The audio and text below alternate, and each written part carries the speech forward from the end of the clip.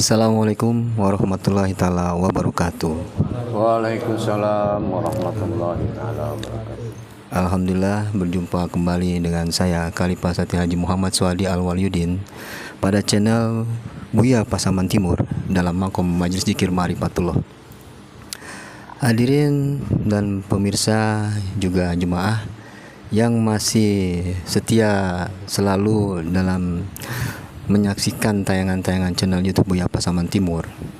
Pada kesempatan kali ini kami akan tayangkan Mudzakarah kembali dalam konsep membahas hakikat-hakikat dalam Islam, baik sholat, diri maupun apapun juga, karena berkenaan dengan permintaan dari jemaah dan murid yang kebetulan hadir pada kesempatan kali ini.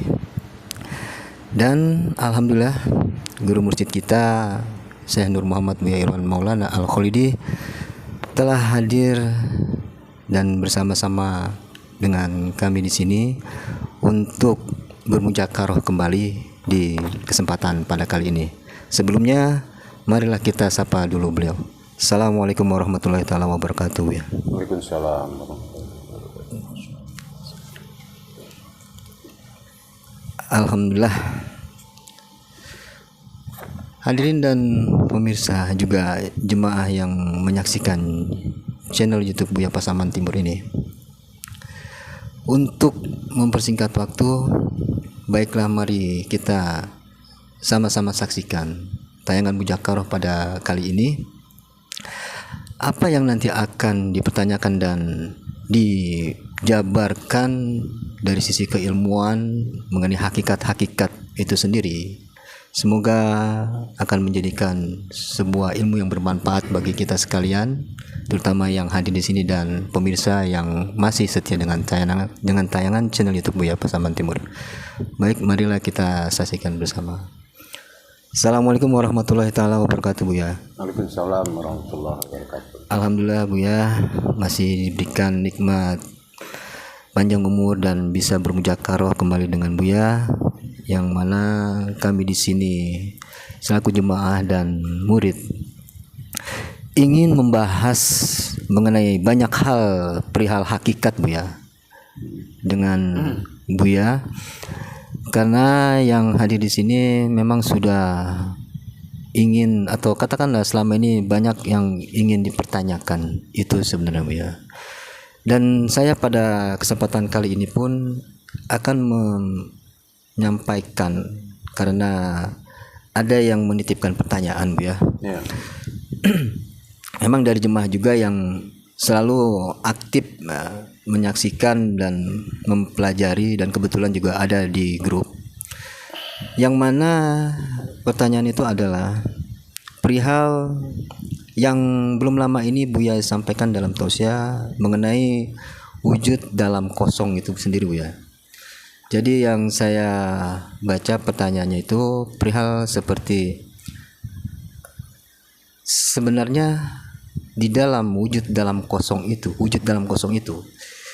pengertiannya, apakah wujud itu sudah ada di dalam kekosongan itu, atau kekosongan itu ada baru adanya sebuah wujud itu sendiri Buya.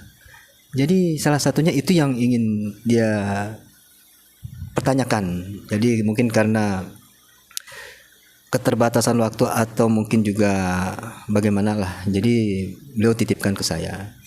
Jadi perihal wujud dalam kekosongan ini, pertanyaannya, apakah wujud itu sudah ada dalam kekosongan di awal sebuah kejadian itu, atau memang kekosongan itu, kosong itu sudah ada sebelum wujud itu terjadi? Mungkin maksudnya itu Buya. Mohon petunjuknya Buya. Ya, insyaallah. Bismillahirrahmanirrahim. Jadi begini, sebetulnya kita melihat dari sisi yang namanya usuluddin ya. Kalau untuk mengkaji usuluddin ini sebetulnya tergantung makomnya dulu. Yeah. Ya. Tergantung makom. Kenapa? Kalau kita berdasarkan pencarian, Iya. berarti wujud ini terlebih dahulu ada. Makanya wujud itu artinya ada. Iya.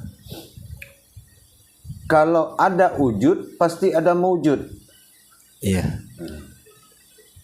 Maujud ini yang dinamakan kosong. Iya, iya. Ya. Maujud daripada wujud adalah sukun. Nah, Iya. tapi kalau kita bertajalliullah, sesungguhnya kalau kita melihat tajalli, itu sukun yang duluan. Iya, iya. Ini maka saya bilang kita melihat perjalanannya dari mana dulu ini, kan gitu. Kalau kita dalam mendirikan sifat milahnya Allah dengan menghadirkan Allah, memohon kehadiran Allah pada wujud diri, pasti wujud itu awal. Iya. Ya kan? Iya. Nah, kalau kita mengkaji tentang tauhid siriyah, berarti sukun itu yang awal. Kenapa? Karena sukun itu ada, Iya. ini serentak. Oh. Nah, kalau tauhidnya siriyah ini, yang tidak ada dengan ada, itu serentak. Iya, iya. Seperti kita dengan bayang-bayang kita sendiri, itu serentak. Iya. Nah, makanya tidak ada yang mendahului. Iya. Nah, ada wujud, ada maujud. Ini di tingkat tauhid siriyah. Siriyah, ya, ya. Kalau tauhid ilahiyah, Iya. berarti ini wujud sudah ada dan sukun belum ada. Oh, iya, iya. Nah, gitu. Ya, karena semuanya kembali kepada wujud. Nah, tapi kalau kita tauhid siriyahnya, Iya. nah ini seperti tadi, sukun adalah kekosongan. Apapun dia bentuknya, yang namanya kosong bahasa Indonesianya, Iya. kosong itu kan ada. Seperti kita menulis angka 0, Iya. itu kosong. Tapi itu kan ada. Yang dikatakan kosong itu ada. Nah, Maksudnya gitu ya, Pak. Iya. Salah, ya. Iya. jadi kan serentak itu, kosong. Iya. Nah, ada kan? Iya. Gitu. Salah. Iya kan? Iya, iya. Nah, tapi kalau kita mengkaji diri, ini wujud asal mula jadi. Iya. Makanya ini dalam pengkajian tauhid ilahiyah, tauhid siriyah, Iya. beda makom pencariannya. Oh, jadi pertanyaan itu karena beda makom rupanya. Di bidang makom dulu. Oh, iya, iya. Sama kayak kita ngaji wujud maujud. Iya. Wujud maujud itu kan banyak. Seperti rohani, maujudnya jasmani. Iya, iya. Akhirat maujudnya dunia. Oh. Nah, ya. Jadi kalau makomnya kosong, yang dimaksud tadi itu adalah makomnya. Iya. Kosong. Iya. Berawal dari semuanya tiada. Iya. Tetapi yang menjabarkan kan ada. Iya, iya. Nah, itu maksud siriyah tadi. Kenapa ada suara yang melantunkan sebuah ayat padahal kodratnya nggak ada? Nah, seperti kauniyah gitu. Iya. Kenapa malaikat itu bisa mendengarkan suara Allah? Padahal dia tidak bisa melihat Allah. Iya, iya, iya. Gitu. Nah, jadi kalau kita umpamanya disebut sukun itu dalam makom apa ini? Dalam makom sholat. Umpamanya. Beda lagi Bu ya, Kak. Hah? Beda makom lagi, berarti beda pemahaman lagi atau gimana? Nah, saya bilang tadi. Makomnya apa ini? Kalau di sholat Bu ya? Ah, berarti di sholat, kalau di sholat kan wujud maujud sifatnya. Iya. Yang maujud ini akan kembali kepada wujud karena dulu dia maujud. Kan gitu. Iya, iya. Nah, dia maujud zahir dan batin. Iya. Nah, sekarang bagaimana batin ini kembali kepada wujud asalnya? Nah, kan dikatakan wujud asal, titik asal mula jadi. Iya. Nah, di dalam Al-Quran itu hakikatkan titik. Sebetulnya titik ini menandakan kaji wujud. Iya, iya. Ya kan, kaji ada. Bagaimana adanya? Nah, gitu kan. Iya. Nah, maka ini ada posisi kosong. Nah, kosong itu disamakan sukun mati. Tapi bagaimanapun, ini hanya persoalan daripada kembalinya diri kepada asal mula jadi. Nah, inilah yang dikatakan sholat. Gitu. Jadi kiblatnya rohani lah gitu. Iya.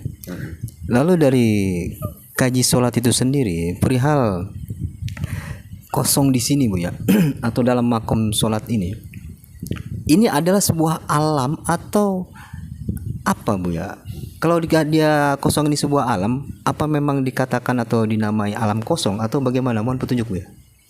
Ini bukan alam, namanya kodrat. Oh, kodrat. Iya. Kaji kodrat. Nah, jadi tidak kaji alam. Berarti kodrat yang sholat itu kembali ke kodrat lagi? Iya. Oh iya. Kodrat kembali kepada kodrat. Jadi kan pertanyaannya begini. Kalau memang sukun, ya wujudnya pada sukun, nah arti ada sesuatu dalam kekosongan tadi. Nah kan kita sudah gambar nih. Kalau sukun ini adalah alam pertama yang belum ada bernama, maka dinamakan mati. Tidak ada yang hidup, tidak ada yang bernama, tidak ada yang apa. Cuma ada di situ. Apa tuh sukun itu? Ada di situ hudia. Nah, ada bahasa pengakuan dia di situ. Seperti kita baca dalam Al-Maut. Di atas waw itu ada sukun bulat. Berarti hudia. Jadi di dalam sukun itu ada dia, di dalam kekosongan ada dia. Ini yang dinamakan wujud. Ada. Tapi belum ada asmanya di situ ya. Ya, belum ada penamaan gitu. Nah, salah ya. Nah, ini kodrat sifatnya. Yang dipertanyakan, kalau memang sukun itu apa? Nah, kita sudah mulai bisa membayangkan perjalanan daripada kodrat Allah. Setiap sukun itu adalah rahasia batin tertinggi bagi Allah. Batin tertinggi itu adalah tempat beraras bagi Allah, tempat bersemayamnya Allah. Kan gitu? Nah, kalau batin tertinggi kita udah tahu lah. Yang namanya batin Allah itu bernama kabir. Nah, berarti sukun itu adalah kabir. Nah, seperti yang pernah Buya sampaikan dalam tausiah Buya itu ya. Dikatakan sukunnya kabir. Kalau untuk kodrat kembali kepada itu setelah titik ini maujud, setelah wujud ini maujud, berupa batin maujud berupa zat, zat hayat berupa nur, kan gitu nih. Nah, berarti sudah berdiri suatu nur kasiyah yaitu alif, alam batin namanya alif ini. Jadi juga belum ada nama dia. Dikatakan nur kasiyahnya Bu ya? Nur kasiyah ini nyata. Oh, cahaya yang nyata begitu bisa? Nyata aja. Alif ini menampakkan diri atau lauh mahfuz. Di lauh mahfuz kan dinyatakan seperti kita melihat nyatanya jasad. Itu yang dikatakan lauh mahfuz. Kita ini kan lauh mahfuznya Allah. Kenyataan Allah dan sifat nyata bagi Allah. Inilah alif yang sifat nyata. Ini namanya lauh mahfuz. Nah, kalau sudah nyata begini, bagaimana untuk kembali ke dia? Seperti terjadinya wujud tadi itu. Wujud berkodratkan kepada batin, batin mewujud kepada zat-zat hayat dalam nur. Ya kan? Berarti belum ada penamaan. Masih kodrat ya berarti.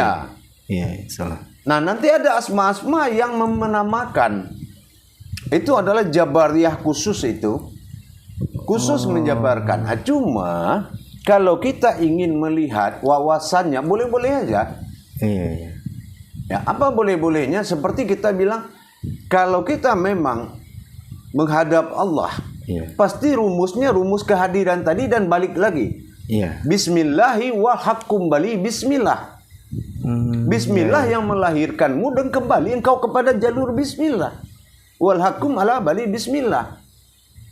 Nah gitu. Iya. Tidak lillah.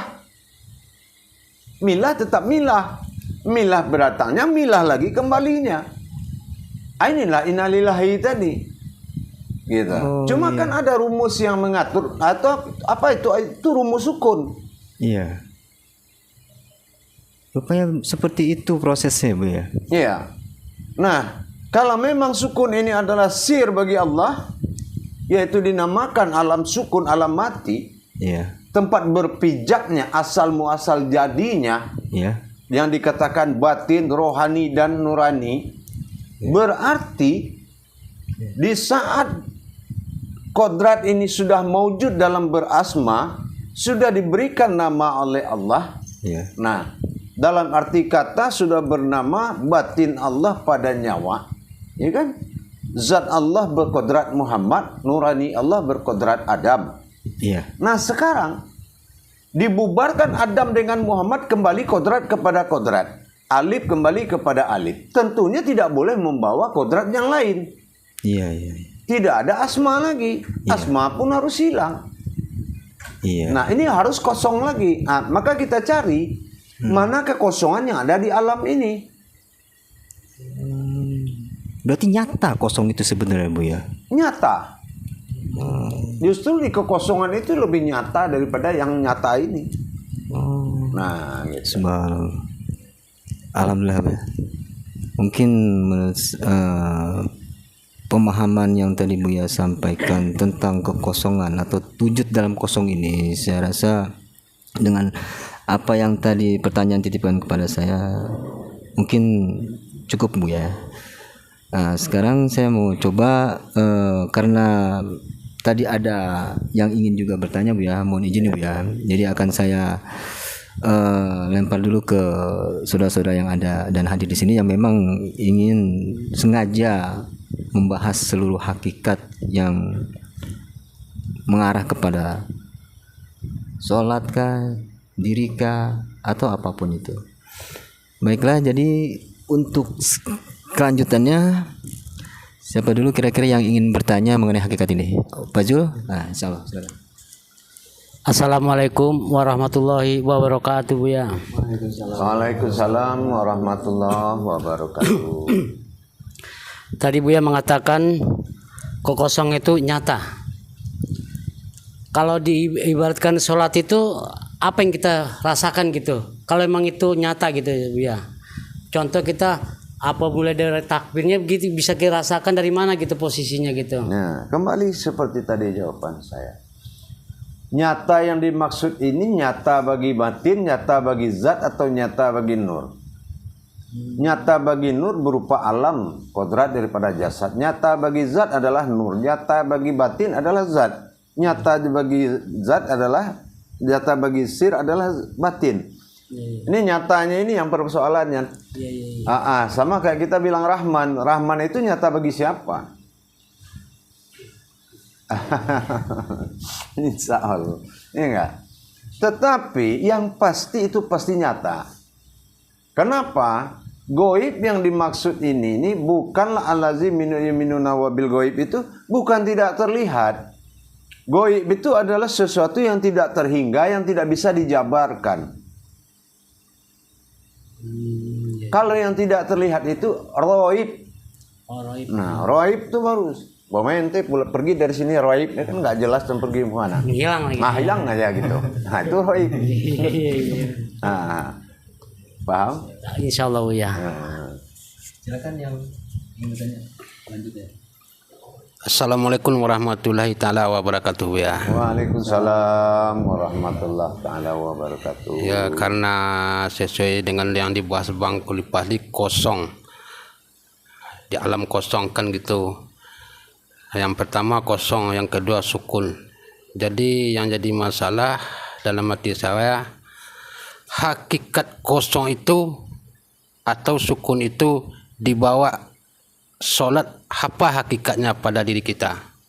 Apa yang harus kita kosongkan? Apa yang harus kita matikan hakikat di diri kita? Ya. Kalau hakikat di diri kita sudah pasti lenyap demi lenyap, ya. Lenyap kembali nur kepada zat, zat lenyap kepada batin, batin lenyap ke dalam wujud, wujud baru ketemu dalam sir. Nah itu kalau lenyap, ya kan? Tapi jangan-jangan ada yang mengikuti kita. Kan ini yang jadi masalah. Ada hawa nafsu, ada akal, terus ada dalil-dalil alam yang membawa otak kita berpikir beda. Iya. Nah, maka kodrat sukun yang ada pada kodrat sukun itu bernama kabir, itu di dunia ini kita wajib memasuki alam sukun yang ada di dunia ini dinamakan kabirau. Iya. Nah, di kabirau inilah kita harus memproses, mengosongkan alam ini setelah memunculkan kodrat yang kita kaji. Iya. Ya, nuraninya, rohaninya, rabbaninya. Setelah itu ada, maka kita harus mengosongkan semuanya dinamakan kabirau. Nah, apakah sudah kita bisa seperti kita berpedoman kepada putaran waktu jam 24. Nah, jam 24 itu kan semua orang ngakuin, tapi orang nggak pernah lihat huruf 24. Iya, iya, iya. Angka 24. Iya. Atau jam 00. Orang nggak bisa lihat jam 00. Ya kenapa? Sudah 00 apa yang mau dilihat? Kosong-kosong ya, apa yang mau dilihat? Nah, begitu juga 24. 24 itu kan jumlah waktu. 24 jam. Iya. 24 saat, 20 sahadat. Ya. Nah, waktu gimana lihatnya? Juga nggak bisa ya, Bu ya. Nah, inilah yang dikatakan dengan ba'da. Ya? Ya. Nah, saatnya wujud Allah dan maujudnya diri. Nah, ini katakan ujubu alal maujud. Ada di atas yang ada. La ujubu ala na maujud. Ada juga di atas tiada dan tiada. Juga ada dikatakan ujubu ala na maujudun. Artinya satu ada, satu nggak ada. Oh. Itu perambatan batin namanya. Sengketa batin. Kalau kita sholat, ujubun alal ujud. Artinya ada Tuhan, ada diri. Itu ba'da. Itu yang dikatakan ba'da. Ya. Ujubu lana maujud. Ada Tuhan, nggak ada diri. Nah, ini orang yang belum mengkaji sholat. Ya kan? Ya. Nah, atau sebaliknya. La maujud ala la maujud. Sama-sama nggak ada. Lepas jadinya ya. Nah. Iya, iya, iya. Ini dikhawatirkan kodrat sholat bisa seperti itu, salah satu. Nah, itu ya. Iya. Karena kita memiliki rumus-rumus tauhid, bagaimana menghadirkan supaya ayan sabita, ayan kerajiah ini berdiri di dalam alam kabirau, barulah dikatakan dia itu sudah bermakom kepada alamnya Allah. Nah gitu. Makanya kabirau walhamdulillahi katsira wa subhanallahi bukratan wasila. Apakah dia sudah di dalam silanya hibukratau? Kabirau. Apakah dia sudah di alam kabirau? Ingat. Ya kan? Kenapa? Ini dipedomani kepada surat Al-An'am. Surat Al-An'am dikatakan surat batin. Ya. Kenapa dikatakan surat batin? An itu adalah sifat dari kabir. Ya. Batin. Ya. Am itu sifat dari diri. Nah, si wujud an dan si wujud am. Kalau si wujud am itu adalah umat. Nah, kalau si wujud an itu adalah batin. Nah, kalau kita lihat seperti ini si wujud mu'ad. Perumpama wujud batin. Perumpama wujud dan batin. Ini mu'ad. Kalau dalam arti kita di dalam kaca, di yang di luar kaca. Iya. Nah, tapi siratal lazi, tersirat jalan suci itu. Nah, an'am. Kalau sudah aku an batin, am tubuh batin, maka disitulah berlaku kabirau tadi. Apakah yang sudah di tubuh batin di dalam alam batin? Ini yang kabirau tuh. Maka dikatakan siratal ladzina an'amta alaihim. Nah, makanya di sini kan dikatakan absar wa huwa yurikuhul laitiful kabir. Nah. Iya. Absar wa huwa. Baik kan? Nah, kita harus apakah dia sudah ada di dalam batin? Nah, gitu. Iya. Jangan-jangan sholatnya tidak di alam itu. Kenapa? Begitu dia sujud, dia harus ketemu di dalam sukun lagi. Pada titik wujud, yang mana dia harus menatap sir yang ada dalam wujud. Inilah yang dikatakan sujud. Namanya kiblat rohani adalah wujud atau titik. Kiblat jasmani baru cahaya. Maghrib namanya. Oh, itu yang dinamakan maghrib ya. Gitu. Jadi kalau dicerna antara an dan am tadi, an ini artinya lengkap ya Buya ya. An itu sifat batin bagi Allah. Nah, kan? Iya. Nah, kalau am itu si wujud batin. Oh, itu lengkap ya. Nah, kalau si wujud batin itu yang dikatakan ayan karajia, ayan sabita. Iya. Gitu. Itu si wujud batin. Iya. Alhamdulillah. Si wujud batin ini yang sering disebut dengan wujud lahu. Nah, wujud lahu itu diri batin.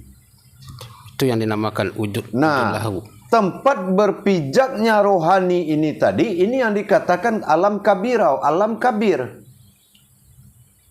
Ya, Allahu Akbar kabira walhamdulillahi katsira wa subhanallahi bukratan wa asila. Ini apakah memang kan? Karena sila apa dikatakan di wujud kabir tadi yang di dalam alam kabir itu dikatakan alam sila. Sila itu apa? Lam alif. Nah, dikatakan lam alif alam Allah tapi dilihat tiada. Ini alam Allah yang tiada terlihat. Lam alif la ilaha. Ilah itu adalah wujud batin. Oh, banyak hakikatnya. Allah baru mewujud batin itu kepada zat.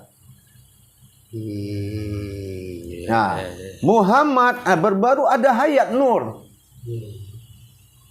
Rasul, nah inilah tajalli batin tadi. Ruh. Namanya sirha pada Adam, sirhi pada Muhammad, sirhu pada Allah. Ini adalah ruh yang dirahasiakan. Ya kan gitu. Rasul Allah.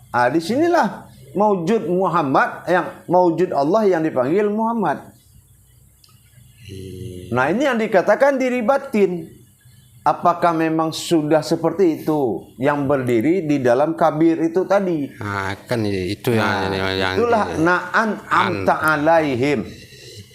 Nah, saya adalah batin, am dan batin yang maujud. Ya kan? Saya adalah batin yang maujud. Nah, na'an am, batin siapa? Ta'ala Tuhan, ihim yang berbentuk. Saya adalah batin Allah yang berbentuk. Nah, ini yang dikatakan akhirnya si wujud am. Oh, iya. Alhamdulillah. Mungkin ada saudara kita yang mau dipertanyakan, mohon dipersilakan. Ya, silakan. Assalamualaikum warahmatullahi taala wabarakatuh, Buya. Waalaikumsalam warahmatullahi taala wabarakatuh. Saya ini penasaran, pengen bertanya masalah kosong ini dengan sifat. Apakah di situ ada kaitannya dengan wujud, kidam, bako, mukhalawatul lil hawadis, qiyamuhu binafsi wahdaniyat? Terima kasih. Kan ceritanya kosong. Kalau sebanyak itu nggak kosong namanya. Allahu Akbar. Gitu. Nah, ini. Kalau kosong, kosong. Iya kan? Nah, kalau jangankan ada namanya, perumpamaan aja di situ pasti binasa, apalagi nama. Nah, ini yang dikatakan sukun mati. Mati itu artinya tidak ada penamaan dan perumpamaan di situ, kecuali kembali kodratku kepada diri kodratku sendiri. Dari wujud dan maujud kembali kepada wujud. Nah, gitu, paham? Insyaallah. Ada lagi?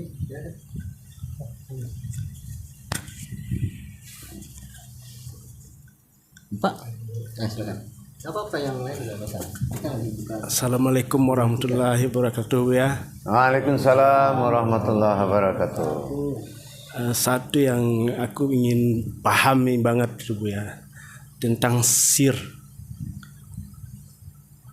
Sir itu seperti apa ya Bu ya?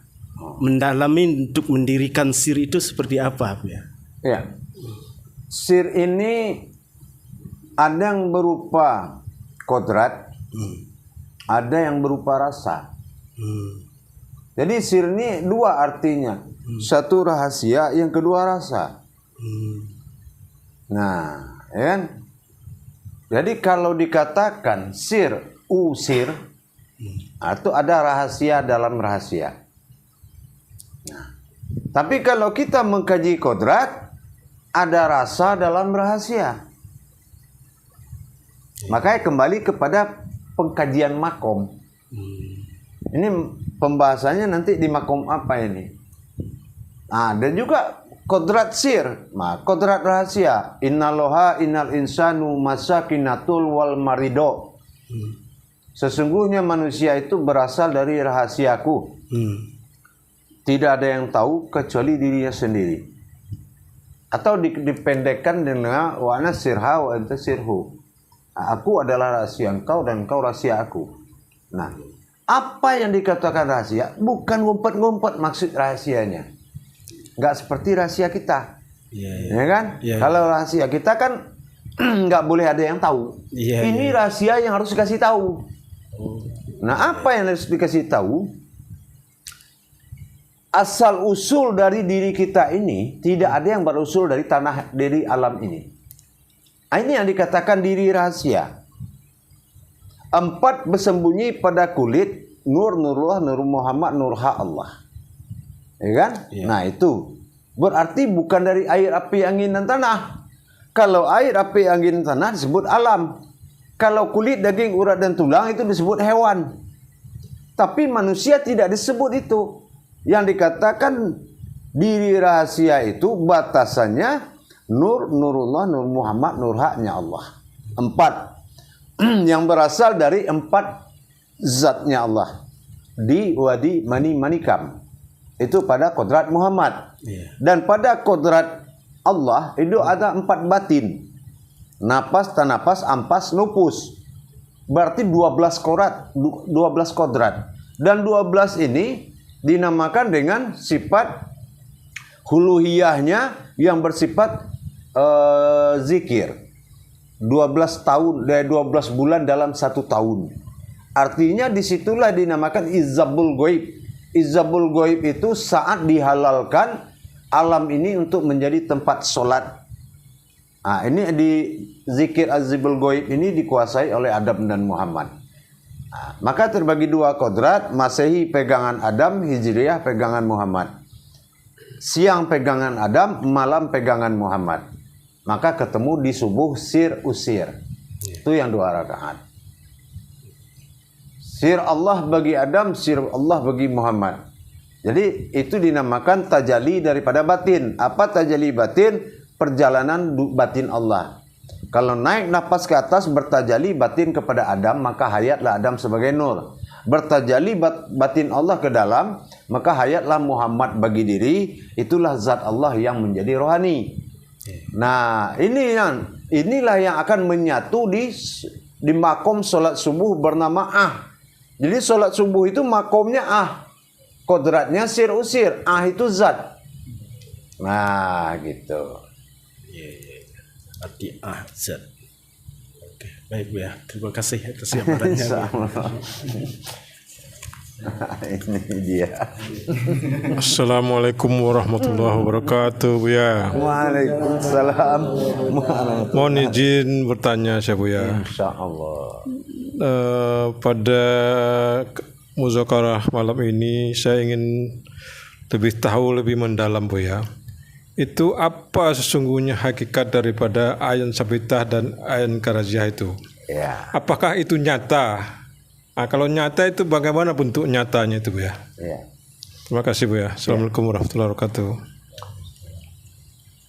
Ayat sabitah itu berasal dari permintaan Allah kepada permintaan Rasulullah kepada Allah dalam bentuk halalnya aku memperumpamakan engkau seperti apa ya Allah.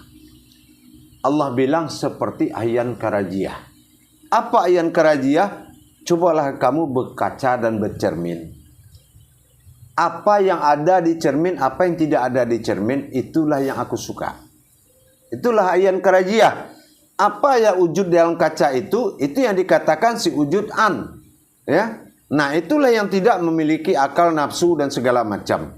Ya. Nah, tidak seperti yang di luar cermin. Itu si muat, si wujud muat namanya. Makan, minum segala macam, punya anak, punya istri, itu si wujud muat.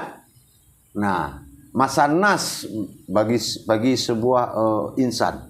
Nah, tapi kalau ayan sabitah itu adalah diri hakikat yang ada di dalam yang tidak boleh disebut zat dan sifat, zat atau nur. Nah, itulah pasangan zohir dan batinnya Allah. Ayan karajiah adalah zahirnya, ayan sabita adalah batinnya. Nah itu, makanya seperti kaca itu. Nah, gitu. Jadi ente kalau sholat halal merumpamakan seperti itu. Nah, yang sekarang yang banyak makan itu dibuang. Ya kan? Nah, tinggalkan yang tidak makan itu. Nah, yang di dalamnya itu tidak ada usus, tidak ada apa-apa, ya kan? Nah, kosong. Yang adanya mirip ayan karajiah itu mirip gitu. Dibuang semuanya. Buang semuanya. Gitu. Paham? Nah, insyaallah. Ada lagi? Mau lanjut lagi? Pak Willy? Cukup. Jadi itulah tadi Bu ya yang ingin dipertanyakan. Kembali saya ingin bertanya Bu ya. Ya, silakan sambil minum. Ada yang pernah Buya sampaikan dalam tausiah perihal kalam berakhir dalam batin atau apa? Saya agak lupa Buya judulnya. Kaitan kalam dengan batin ini yang ingin saya pahami. Kalaulah pernah ada Allah menyatakan dalam kutsinya, aku adalah sebuah perbendaharaan. Aku ingin menjadi Tuhan, aku ingin dikenal, dan aku ingin dipanggil Allah. Di kutsi ini Bu ya, ini yang menarik menurut saya. Inikah kalam yang sebenarnya kalam? Tapi kalau memang pernah Buya sampaikan bahwasannya di dalam makom sholat, kalam ini akan menjadi kauli akan menjadi kauni, dan kauni ini akan menjadi marifat. Kaitannya adakah atau memang kalam ini kodrat yang lain dari makom sholat itu sendiri? Mohon petunjuk ya Bu ya. Iya. Kalau kalam itu kan pasangannya mutakalimun, dari yang tidak kedengaran. Iya. Nah, kalau kita mau bicara, begitu Allah bicara dengan kauniyahnya, Iya. kita sampaikan dengan kalam. Assalamualaikum warahmatullahi wabarakatuh. Itu bagian tajalinya Bu atau bagaimana? Iya, tajalinya seperti Tajalinya itu. seperti itu ya. Jadi kalam ini suara Allah yang nyata. Iya. Mutakalimun itu yang yang diwujudkan. Yang mewujud kalam. Iya. Nah, gitu. Jadi kalau kauni ini wahyu. Semacam wahyu kodrat daripada wahyu yang menghilangkan. Oh iya. Jadi Salah. kita ingin bicara, tapi tidak ada yang menyuruh. Nah, berarti tidak ada kauninya. Atau kita tidak merasa mewakili. Oh iya. Nah, ini kalam bukan mutakalimun dong di dalamnya. Iya. Kalau mutakalimun itu dilenyapkan suara yang tidak terdengar oleh siapapun kecuali bagi yang diutusnya mendengarkan. Ada sami'un. Iya. Nah, sami'un tahu dia tuh. Oh iya. Nah, baru dia tuh. Nah, sampaikan begini insyaallah. sampaikan. Jadi bentuknya ini kan sifat kalam ini kan Bu ya. Kalam itu ya, Kodrat ya. ya, Kodratnya sifat ya. ya. Jadi tidak ada yang menyampaikan itu. Oh. Ya. Karena hukum daripada mutakalimun, dia hanya muncul dalam kolbi, digerakkan jantung, disampaikan, disuarakan mulut. Iya. Bukan kita yang menyuarakan, mulut yang menyuarakan. Iya, iya. Nah, itu kalau yang berhubungan dengan Allah. Oh iya, iya. Insyaallah. Tapi yang berhubungan dengan manusia, berarti kita yang menyampaikan. Kauninya mana? Pandangan, pendengaran. Kauniyah namanya jadinya. Iya, karena niyah ini. Pokoknya kita bunyi, tang, ada yang bunyi ini. Apaan tuh? Nah, baru kita ngomong kan? Berarti Iya. kauniyah dari situ. Oh iya. Nah, tapi kalau urusan Allah, dia kauni, bukan kauniyah. Gitu. Kalau kauni, sampaikan begini. Kita bicara Iya, iya. tentang ini gitu. Bicara kita tentang panjang. Kenapa? Maujud dia kauni itu, mutakalimun itu keluar dia. Itu yang keluar sebagai kalam. Amanahnya tabarakallah. Tabarakallah. Sampaikan amanahku. Nah, begitu kita mendapatkan amanahnya, kita sampaikan. Iya. Insyaallah ya. Lalu kaitan dalam sebuah proses awal Tuhan menjadi ingin dipanggil Allah ini. Kalau begitu, ini yang bikin penasaran Bu ya. Proses wujud dengan kalam ini dahulu mana Bu ya? Dengan kalam yang dari kutsi Allah itu tadi. Dululah kauniyahnya. Kauniyahnya. Ya. Kauniyah ini kan berupa batin dia. Oh. Yang bisa itu paham rohani, malaikat tuh paham dia. Pokoknya yang berhubungan dengan wahyu-wahyu dia paham, ngerti dia. Jadi kembali ke yang tadi pertanyaan awal tadi, kosong itu Bu ya, batin itu ya mungkin. Ada di situ prosesnya. Seperti itu. Ada di situ prosesnya itu. Iya, ada prosesnya di situ. Jadi kayak asal usul surat Yasin, Pak. Iya. Kenapa malaikat mendengarkan Allah membaca Yasin? Tapi bukan dia dengar kayak kita baca Yasin begini, Iya, iya. tapi dengan kauninya. Salah ya. Bahasa suara batin tadi. Suara batin, Nah, kauniyah kan. Kauni. Jadi Iya. kalau kalam, kodrat Al-Quran jatuh pada alam. Iya. Nah, kalau ke diri kauniyah, kalau ke Al-Quran kauliyah. Kan Iqra itu kan pecah tiga dia. Iya. Suratul ayatul minal am, itulah kalam. Suratul ayatul minal kitab, itulah kauliyah. Suratul ayatul minan nas, nah itu kepada manusia, itu kauniyah. Salah ya. Ya. Alhamdulillah. Kira-kira masih ada yang mau tanya lagi nggak? Salah. Silakan. Assalamualaikum warahmatullahi wabarakatuh ya. Waalaikumsalam warahmatullahi wabarakatuh. Diulang kembali pertanyaannya ya. Karena ada terucap kalam dan mutakalimun, apakah ada hubungannya dengan niat Bu ya? Kalau ada hubungan dengan niat, mana yang dikatakan sandaran daripada niat? Sandaran daripada niat kalau untuk tingkat kauniyah itu adalah iradat atau kehendak. Apa yang kita kehendaki itu yang kita sampaikan. Gitu. Beda kalau kita berniat. Kalau berniat ingin. Iya. Kalau iradat kehendak. Oh. Umpamanya kita menghendaki sesuatu itu tunduk dengan apa yang kita ucapkan. Ya. Berarti langsung terjadi. Nah, gitu. Itu hubungan batin.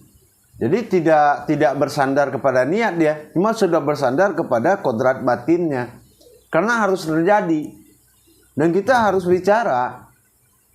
Nah, penjemputan kodrat itu tadi itulah sifatnya. Kalau kauniyah itu akan muncul dan digerakkan oleh jantung atau batin namanya, disuarakan oleh mulut. Nah, kalau kita hanya merasa menyuarakan, siapa yang bicara? Ya, itu. Ya enggak? Alhamdulillah. Terima kasih ya. Assalamualaikum warahmatullahi wabarakatuh. Waalaikumsalam warahmatullahi wabarakatuh. seperti awal tadi kita sepakati bahwasanya mujakarah kita pada malam ini kita akan membahas perihal seluruh hakikat, kan seperti itu. Jadi maksud saya jangan karena saya ke satu titik pertanyaan yang lain ke situ semua.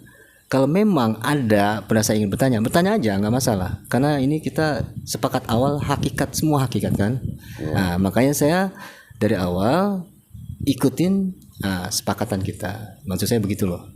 Makanya saya tanya, barangkali ada lagi mungkin ingin bertanya perihal hakikat yang lain, tidak masalah. Karena dari awal saya tidak khusus dalam satu materi. Nah, kalau memang belum, saya ingin membahas kembali. Izin Bu ya. Ya, sama. Jadi ada lagi yang ingin saya pertanyakan perihal hakikat. Mungkin karena kemarin saya nggak hadir jadi dirapel mungkin ini Bu ya. Ya. Insya Allah. Ada Bu ya pernah sampaikan bahwasanya kita harus menjaga satu hari di dalam keseharian kita karena tidak boleh kita mencerca hari dalam satu hari itu. Yang mana hal itu berkaitan dengan insan atau bersifatnya berinsannya Allah pada diri atau pada manusia itu sendiri. Yang ingin saya pertanyakan, memahami untuk tidak kita katakanlah mencerca atau apapun itu dalam kita mengalami satu hari itu seperti apa Bu ya?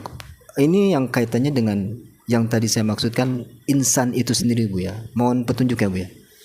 Iya. Kalau memang kehidupan insan itu ya yaumil mas'ud, yaumil mas'ud, ma'bud, itu tidak boleh kita cerca. Kenapa? Itu kehidupan Allah memberikan hak daripada kehidupan insan 3 kali 8, 24 jam. Nah, yang bagaimanapun itu kehidupan Allah yang berinsan, makanya nggak boleh dihina atau takbur. Atau mengatakan hari ini apes. Saya tanda ini, pokoknya kalau hari ini hari sial saya. Itu yang nggak boleh. Itu sama aja menghina Allah dan menghina diri sendiri. Kenapa? Wal asri innal insana lafi khusrin. Ya kan? Demi masa. Yang demi masa itulah. Sudah dibilang demi masa itu yang dihina. Nah, ini ya persoalannya kan di situ. Yaumil mab'ud, nah itu pagi. Yaumil mas'ud sore. Yaumil ma'bud malam. Oh iya. Nah, itu nggak boleh karena itu kehidupan Allah yang berinsan di dunia ini. Yang berinsan bagi diri kita. Jadi kita tidak boleh menghina itu karena itu langsung akan terhina kepada Allah. Makanya kita penuh harapan. Karena ada 3 hari dalam satu waktu. Mudah-mudahan di siang hari nanti mungkin di langkah insan pada kodrat Allah, mungkin insan pada kodrat Muhammad, mungkin insan pada kodrat Adam, nasib saya. Jadi kalau harapan kita ada 3 nasib satu hari, kan sudah tinggi harapan itu. Iya, benar Bu. Nah, itu yang dimaksud daripada insan tadi. Alif nun sin, ya, insan. Nas, nun alif sin dibalik lagi. Nah, itu yaumil ma'budnya. Oh, dari hajayah itu Bu ya. Iya. Sin alif nun. Nah, ini malam. Oh iya. Insyaallah Bu ya. Jadi Masya Allah, seperti itu rupanya kalau kita mencerca hari di mana kita di posisi satu hari itu seharusnya penuh harap ya Bu ya. Iya, itu dia. Karena ada 3 kesempatan dalam satu hari, 3 harapan. Iya. Insyaallah Bu, insyaallah. Insyaallah. Kembali saya coba ada yang ingin bertanya, saya kasih kesempatan. Assalamualaikum warahmatullahi wabarakatuh ya. Waalaikumsalam warahmatullahi wabarakatuh. Mohon izin bertanya lagi nih ya. Kita di dalam kajian kita kan kajiannya ma'rifat ya Bu ya. Iya. Saya masih penasaran pengen tahu Bu ya. Itu ma'rifat itu asal usulnya dari mana dan ujungnya di mana sampai kapan dia itu berhentinya? Oh, Cuma mau itu aja. berhenti juga ya? Nggak ada berhentinya nggak boleh. atau berlanjut, ya kan? Gitu ya. Ya, Makasih. seandainya kamu dibebaskan oleh Allah untuk melihatnya, apa ada niat untuk berhenti melihatnya? Enggak kan? Nah, jadi yang dikatakan makrifat itu sebetulnya dalam maknanya marifah. Marifah itu mengenal. Nah, kenapa tidak dikatakan makrifat itu melihat? Kalau sudah kenal pasti kelihatan. Nah, itu yang dimaksud makna hakikat tadi. Jadi kalau makrifah itu mengenal. Tapi kalau memang harus makrifat ini yang disandarkan atau dikaji, makrifat ini kan sudah dibilang, dia adalah sebuah nama batin. Dan ada batin mutlaknya makrifat itu. Nah, kalau datang batin marifatnya mau di apa yang dilihat juga bisa. Nah, jangan pikir marifat itu kemampuan kita dalam menutup mata terus kita bilang marifat. Makanya marifat itu disebut marifatullah, pandangan Allah. Nah, ya kan? Nah, kalau Allah sudah melihat berarti bisa kita menyaksikan apa yang dilihat oleh Allah. Makanya itu ada kata marifatullah. Jadi marifat itu suatu kodrat yang tidak milik kita. Jadi kalau ada kedengaran di luar sana orang bisa bermarifat, itu bahaya orangnya. Ya. Nah, itu udah jago banget lah, itu udah bisa dia. Karena Allah bilang, tidak ada yang mampu melihatku kecuali diriku sendiri. Dan tidak ada yang mampu mengingatku kecuali diriku sendiri. Arti diriku sendiri apa? Ada diri Allah bersifat dalam diri kita. Itu yang maksud Allah melihat sendiri itu. Ada kodrat Allah yang merasa di dalam diri kita. Ada kodrat yang bisa menyaksikan. Manusia ini adalah suatu lembaganya Allah yang dia disiap disaksikan tentang apa yang terjadi antara ilah dengan Allah dalam fokus ibadah. Bagaimana penyembahan Allah terhadap ilah, bagaimana ketuhanan ilah kepada Allah yang bermaujud Muhammad dan hidup dalam sifat Islam atau agama. Itu boleh kita saksikan. Tapi nggak bisa kita marifat. Nanti berwarna Tuhan itu. Jadi bukan kita yang bermarifat itu. Ya bukanlah. Bahasa marifat bahasa Kan mana? di dalam di luaran kan istilah marifat itu Ya, kalau orangnya sudah. marifat gitu, udah marifat gitu. Ya, mudah-mudahan kita nggak kaji lah yang di luar, kita ke dalam aja. Nah, itu kita harus paham gitu. Ya. Kaji yang di dalam aja, jangan yang di luar. Ya, insya Allah. Nah, Masih ada yang ingin bertanya? Ya. sudah, insya Allah. Jadi sepertinya sebenarnya bukan nggak mau bertanya, sepertinya sudah terjawab kayaknya. Jadi bingung mau bertanya apa lagi. Kalau saya merasakan seperti itu. Jadi izin Bu ya.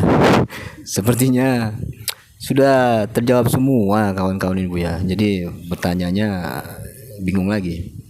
Jadi seperti biasa nih Bu ya. Di akhir-akhir tayangan saya ingin mendengarkan kembali petua dan nasihat dari Buya sebelum acara ini ditutup Buya. Mohon petunjuk Buya. Ya, insya Allah. Mungkin amanahnya sedikit aja Khalifah. Tolonglah tempatkan sesuatu pada tempatnya. Apabila dia berkapasitas akal, bertanyalah tentang dunia. Dan apabila dia berkodrat iman, bertanyalah tentang agama. Kalau memang ada kodrat ilmu, bertanyalah tentang Tuhan. Jadi kita sudah ada pada tempatnya. Jadi tidak lagi bercampur kamar dengan WC, Insya Allah. kamar tidur, ruang tamu.